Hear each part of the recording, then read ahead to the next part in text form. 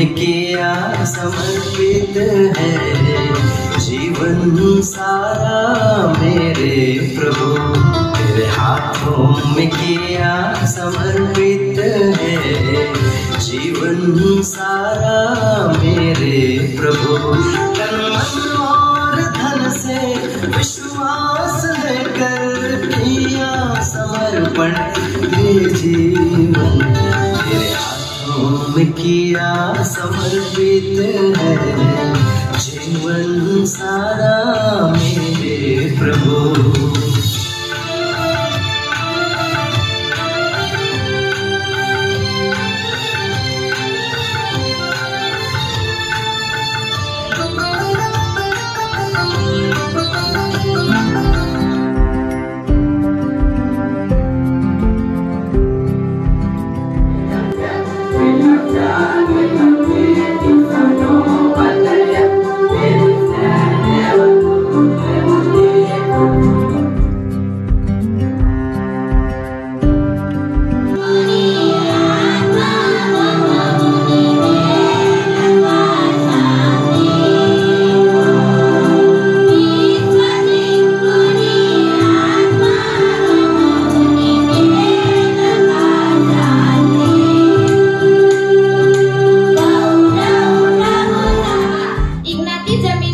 जमिनीवर पडला, त्याला दवाखान्यात नेण्यात आले, त्याच्या पायावर उपचार करण्यात आले।